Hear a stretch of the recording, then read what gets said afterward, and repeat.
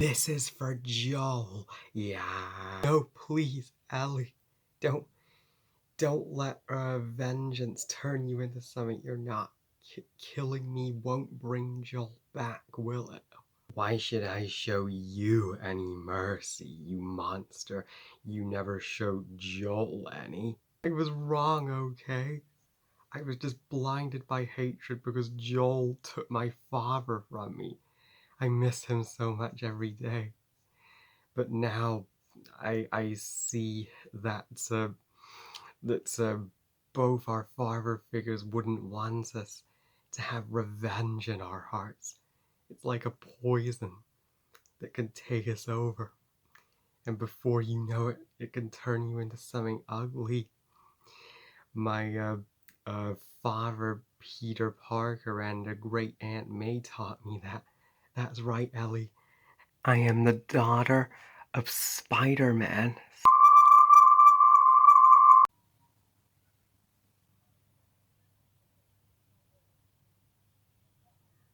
The Last of Us Part 2 is developed by a Naughty Dog, the makers of the first Last of Us from 2013, and is the 2020 long-awaited sequel to one of the most critically acclaimed games of the 2010s. So, The Last of Us Part 2 tells the story picking up from where its predecessor left off, where Joel and Ellie feel like a biological daughter and father. They have become that close, and during winter, Ellie falls in love with another girl, Dina, and the group, whilst still trying to survive the apocalypse, come across another group of survivors led by Abby, and Abby, wanting vengeance for the murder of her father, murders Joel right in front of Ellie, and Ellie embarks on a revenge quest to get Abby back and avenge Joel with the help of Dean, and though Ellie comes to the realization that that vengeance may not be the answer to her problems, and Abby goes through the exact same thing. Now, the Last of Us Part 2, I mean, whether you love it or hate it, is no question the biggest game of 2020. No other game last year got talked about or nearly as much hype as this game. I mean, and in fact,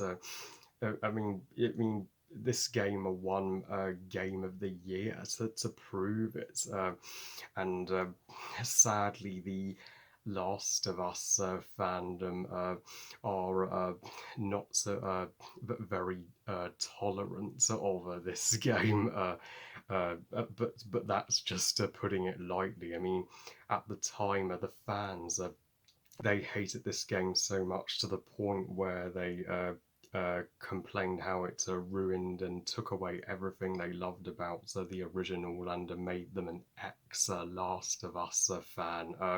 Yeah, this game is the most pulverizing reaction to any game I have ever seen, period. It is literally the Last Jedi of video games. But I think even The Last Jedi got more love than this game did. Though I do have one awesome friend on social media, Mr. TARDIS11/Ollie Pajak, who is a great defender of this game, just like me. So I think The Last of Us Part 2 doesn't deserve a half of the hate that it gets. So this game is extraordinarily underrated, and in my hot take is just as good, if not better, than the first Last of Us. So yes, I know I can hear all of the boo sound effects coming at me from a angry mob of pissed off Last of Us fans when I said that. But really, is this game really that bad just because of uh, the ballsy direction that it took the story, and just for taking a risk? And is it really a bad game just for killing off Joel and uh, and making you play as Abby as well as Ellie? All of the uh, complaints with this game I find uh, extremely unfair and not valid, and people even hate on this game for being a male hating SJW game that puts the female characters above the male characters, which is completely untrue, and even more irrelevant criticism. It is not hating on the men. It's just wants the female characters in the game to have their chance in the spotlight, and that is a great thing. Heck, I would have complained if it would have been even it would have been a problem for me if the female characters were sidelined. So I personally adore the fact that you get to play as Ellie for the first time, because while Joel seems to be the fan favorite of the fan base, for me Ellie uh, is the superior protagonist of the two, as she's the coming of age hero who has to grow up in a changing and grim world and uh, and after the the loss of her father figure, and the one who made her the person she is today. I mean, she really has she goes on a journey to learn to let go of Joel and live her own life, and come to the realization in the end that, so no matter how uh, tougher things seem, a revenge is never the answer, which is because revenge did her literally no favors, and it got some of her friends killed in the process. That's the exact same message of Spider-Man 3. That's that's forgiveness always tops revenge, and the sweet romance that she has with Dina touched my heart so much, and I appreciate that this game had a gay romance in it. So because I have we seen that kind of love story in any other game? Not, I mean, I can think of very few. As for the character of Dina, she's a miracle. She is such a light and a beautiful person, and she never gives up on Ellie. I mean, after losing Joel, thank goodness Ellie had a Dina to always uh, get her back on her feet when the going got tough, and Dina would be my favourite supporting character in the entire game. Now on to the second playable character in the game, and the most despised Last of Us character according to the fans. The fans will never forgive her for killing Joel, Abby, and yet I am willing to forgive her.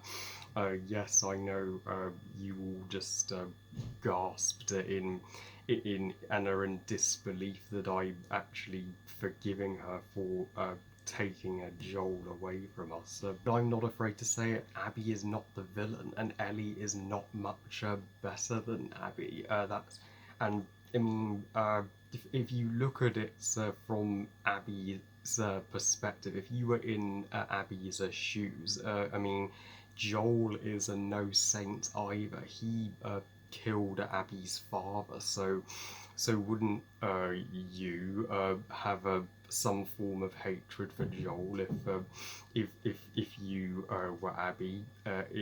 And and plus, Abby does learn her lesson in the end, and she learns to you know let go of her rivalry with Ellie and go her separate ways. So the two girls do have such compelling conflict throughout the game, and it's the conflict that is the emotional driving force of the story. I mean, Abby for me is just as an amazing character to play as the story is told from her side as well as Ellie's. I don't think it's a negative that you play as Abby in the second half of the game whatsoever. To me, that's it improves the game and the experience of it. It's how, I mean, it would have been way too one-sided to just play as Ellie and never Abby. And I hope in The Last of Us Part 3 that Abby returns and does become a more reformed character, so that she and Ellie can become friends, like sisters in a way, because they've both gone through a similar tragic situation. And there's not as much to talk about with Joel in this game as there is in the first game, as Joel is the heart and soul of the first game, but he's only in the first act before he's taken out of the game in the most brutal and harrowing way.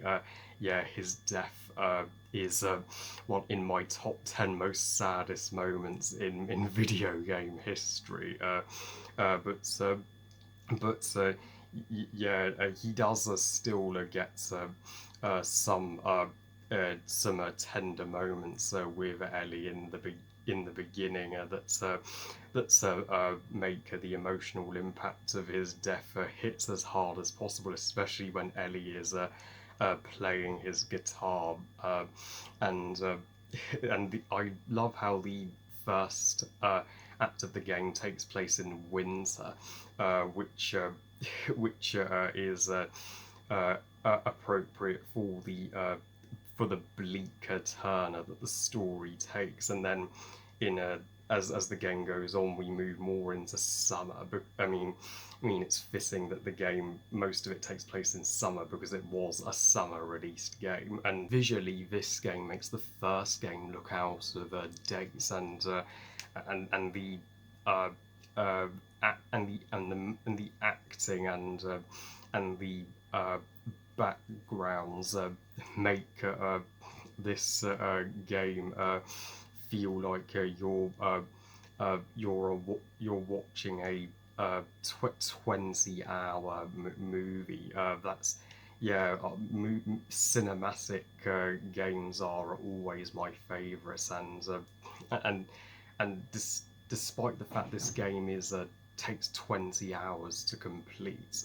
So if you played for like 3 to 4 hours each day, it would take you over a week, if not longer, to complete it.